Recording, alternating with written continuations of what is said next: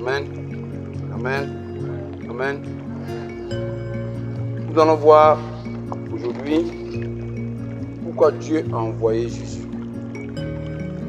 Nous devons savoir pourquoi Dieu a envoyé Jésus. Jésus est envoyé par Dieu pour répondre à beaucoup d'interrogations de l'homme et pour résoudre tous les problèmes. Amen. Amen. Quand nous regardons dans le livre de Genèse, il dit Dieu a créé l'homme à son image et à sa ressemblance.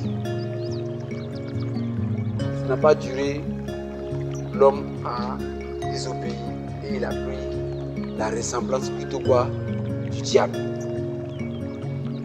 Donc Dieu a envoyé Jésus pour que nous puissions voir la ressemblance de Dieu et nous puissions voir vraiment l'image de Dieu. Parce que généralement, quand nous imaginons Dieu comme nous. C'est-à-dire quelqu'un tu peux faire mal, quelqu'un tu peux faire bien. Alors, ce n'est pas la bonne image. Donc Dieu envoie Jésus comme quoi le modèle de lui-même. Et Jésus est l'image de Dieu. Tu veux connaître Jésus? Tu veux connaître Dieu? Il faut regarder Jésus. Jésus est l'image de Dieu. Avant que Jésus n'arrive, les hommes, même les Hébreux, avaient une autre image de Dieu qui est différente de celle que Jésus a montrée. Jésus est l'image de Dieu. Amen. Amen. Tu dois savoir ça. Ça veut dire que si tu veux connaître Dieu, tu dois regarder qui? Jésus. Tu veux connaître comment Dieu est, tu dois regarder qui? Jésus. Jésus est l'image de Dieu. Donc Dieu est venu montrer par Jésus le modèle des personnes qu'il veut que nous soyons. C'est-à-dire Jésus est ton modèle. Ne cherche pas à ressembler à quelqu'un. Ne cherche pas à être à prendre quelqu'un d'autre ou une autre groupe ou de communauté comme ton modèle. Ton modèle c'est qui? C'est Jésus. Il ne faut pas dire je mange comme le colon. Il faut dire je mange comme Jésus. Je parle comme Jésus. Je fais comme Jésus. Jésus c'est le modèle que Dieu veut que nous copions. C'est lui qui doit copier. Parce que Dieu, il est esprit. Et nous, qui étions esprit, nous sommes devenus également un corps.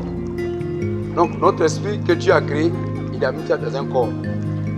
Donc nous avons plus de considération à ce que nos yeux voient. Tu as vu? Donc Jésus est devenu, Dieu est devenu un homme à la personne de Jésus pour nous montrer comment nous devons vivre, nous devons régner. Quand tu lis dans le livre des évangiles, tu vois que Jésus, il a régné, il a dominé. Amen, amen, amen. Il était maître des circonstances, maître des événements. Quand quelque chose lui arrivait, il ne passait pas son temps, il ne se lamentait pas. Quand il y avait un danger, il ne pleurait pas pour dire ah, moi encore, oh, comment j'ai fait? Oh, non. Il réagissait. Il dit, il commandait même à la nature, il commandait à l'eau, il dominait toutes les situations. Lui qui ne se promène pas avec l'argent, lui qui n'a pas de compte en banque, on vient l'encaisser pour dire, toi tu payes impôt, votre maître ne paye pas impôt, payez votre impôt. Il n'a pas gratté la tête. Il a dit à Pierre, il faut prendre canne vas dans l'eau, il faut pêcher. Le premier poisson que tu as enlevé là, il y a notre argent dedans. Tu payes pour toi et puis il paye pour moi. Et c'est comme ça qu'il veut qu'on vive. Donc Jésus est venu nous montrer le modèle de vie que Dieu veut que nous menions sur cette terre. Une vie de règne, une vie d'autorité, une vie de domination. Amen. Amen. Amen. Amen. Amen. Jésus est l'image de Dieu. Tu veux voir Dieu? Regarde Jésus. Comment Dieu est? Est-ce qu'il est bon? Est-ce qu'il est mauvais? Est-ce qu'il est ceci? Est-ce qu'il n'est pas la destination? Regarde Jésus. Jésus va te donner l'information intégrale qui vient du ciel. Amen. Amen. Amen. Quand nous lisons dans le livre de Colossiens, nous voyons rapidement Colossiens, le chapitre 1, le verset 15. Chapitre 1, verset 15 dit quoi? Il dit le Christ est l'image du Dieu qu'on ne peut pas voir. Tu ne peux pas le voir avec tes gros yeux. Il est le Fils premier-né au-dessus de toutes les choses que Dieu a créées. En effet, c'est en lui que Dieu a tout créé dans les cieux et sur la terre. Donc, Jésus est l'image du Dieu qu'on ne peut voir. Quand tu prends la seconde, l'image du Dieu, quoi? Invisible.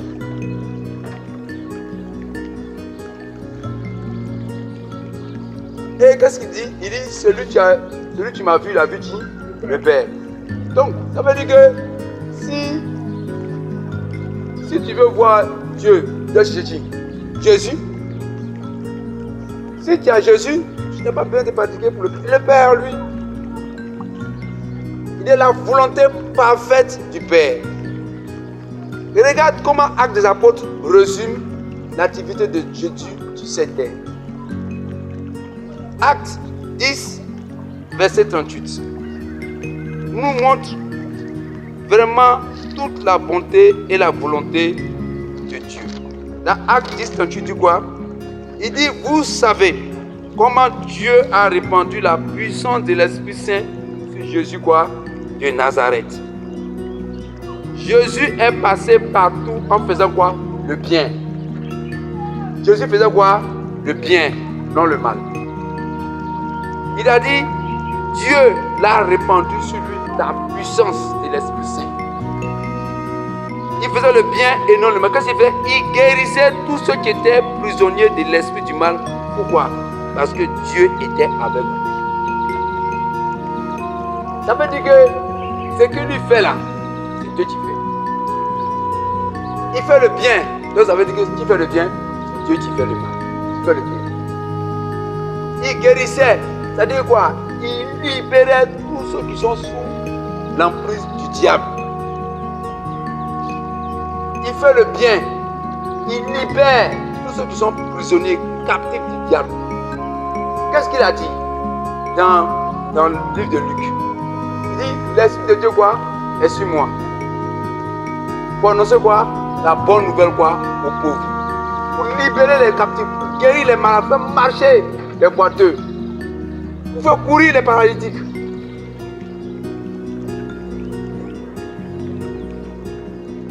Ça veut dire, si Jésus peut faire ça, c'est Dieu qui le fait. C'est Dieu qui le fait. Donc, Dieu a envoyé Jésus pour répondre à cette interrogation. Qui est Dieu? Comment est Dieu?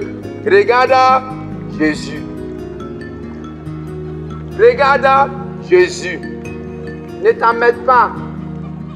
Cherche. C'est pour ça que le témoignage de Jésus est répété 4 fois. Pour que tu fasses bien attention de comment est Dieu.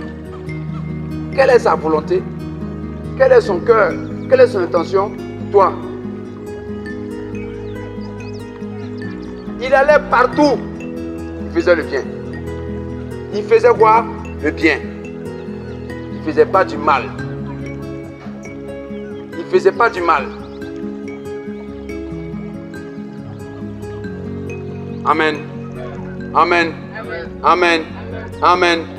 Donc Dieu a envoyé Jésus pour que nous le connaissions. Pour que nous connaissions Dieu.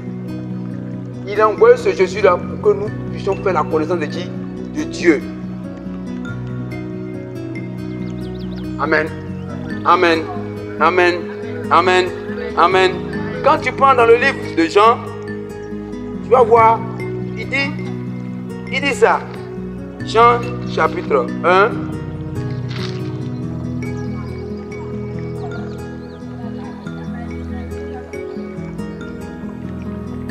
Il dit, verset 18, il dit, personne n'a jamais vu Dieu, mais le Fils unique, Jésus, qui est Dieu, qui vit auprès du Père, nous l'a fait connaître. C'est Jésus qui va te faire connaître Dieu. Il ne faut pas te tromper. C'est pour ça qu'il a dit quoi? Nul ne vient au Père en passant par qui? Pas moi. Ce qui trouve notre chemin, ce n'est pas Dieu du ciel et de la terre, le créateur du ciel et de la terre, le Dieu de Jacob, le Dieu de Moïse, le Dieu d'Abraham. Ce n'est pas lui. Tu veux connaître Jésus? Tu veux connaître Dieu? Cherche Jésus. Il dit, je répète, personne n'a jamais vu Dieu. Personne. Ni Moïse, ni tout le groupe de l'Ancien Testament. Mais le Fils unique, qui est Dieu, à la personne de Jésus, et qui vit auprès du Père, nous l'a fait connaître.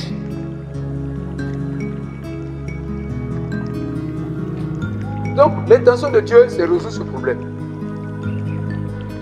Mais, je vois que les hommes sont encore dans cette situation. Dieu est comme ça, Dieu est comme ça, Dieu n'est pas comme ça. Dieu. Il faut regarder, il faut lire beaucoup les livres du Nouveau Testament. Ne passe pas ton temps beaucoup dans l'Ancien Testament pour connaître Dieu. L'Ancien Testament, tu ne peux pas connaître Dieu. Pour connaître Dieu, il faut lire les livres du Nouveau Testament. Dieu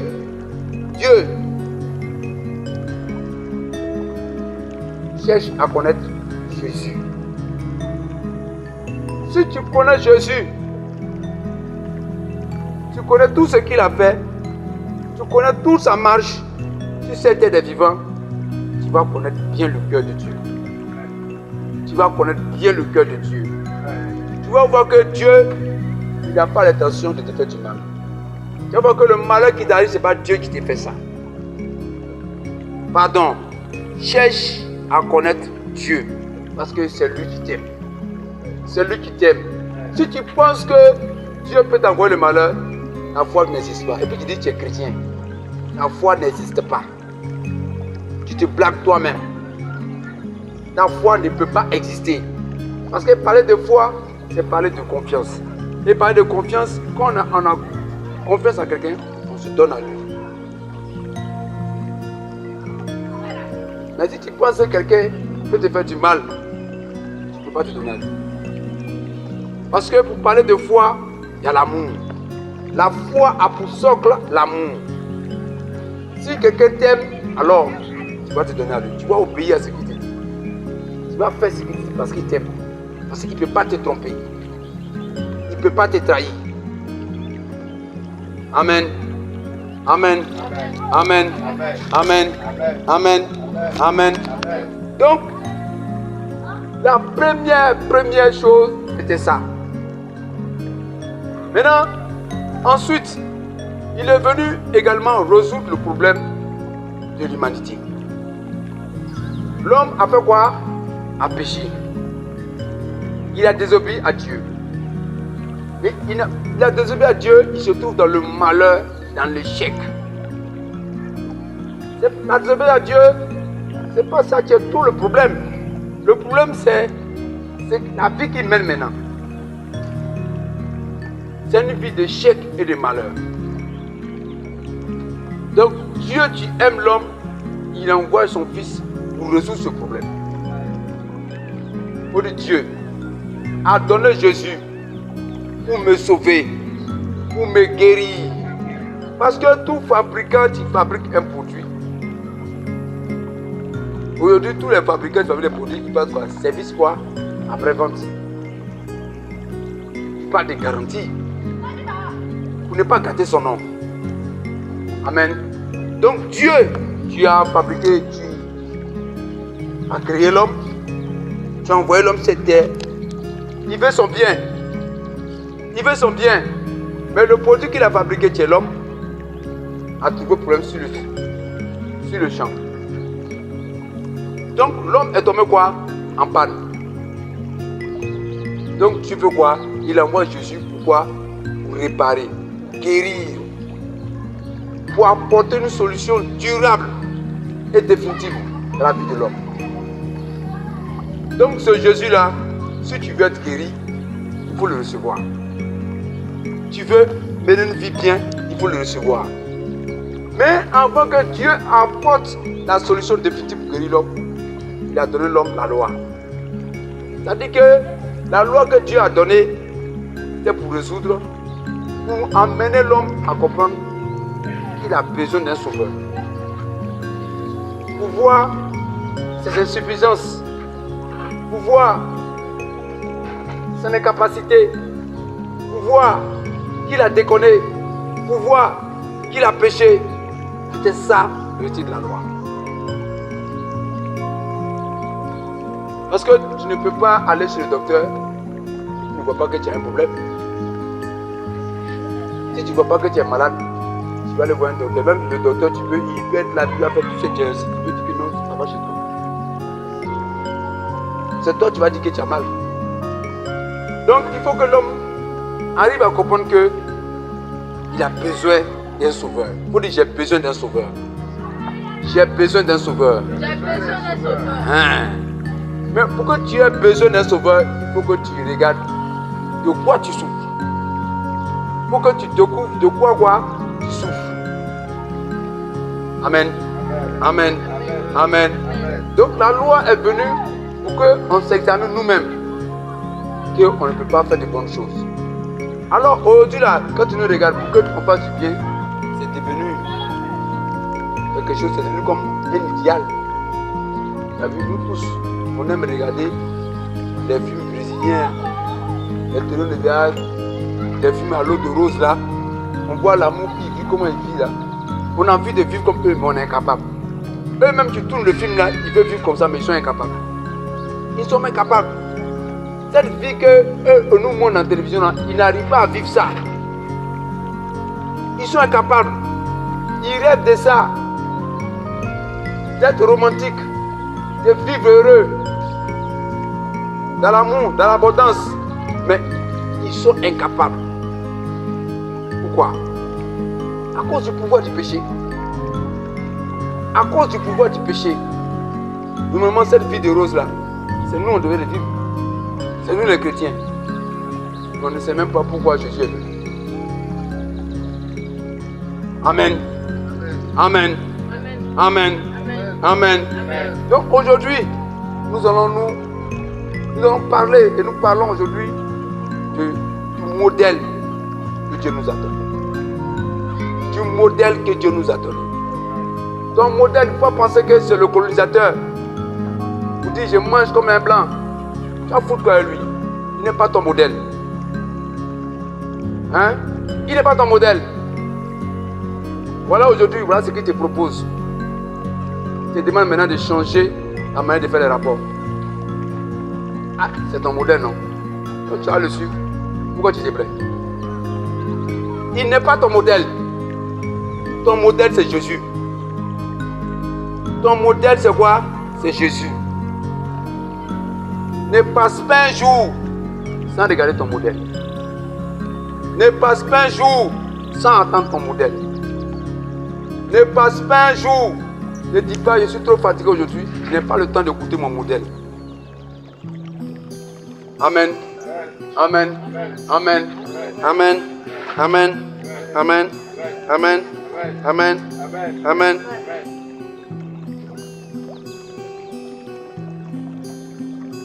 Gloire à Jésus. Gloire à Jésus.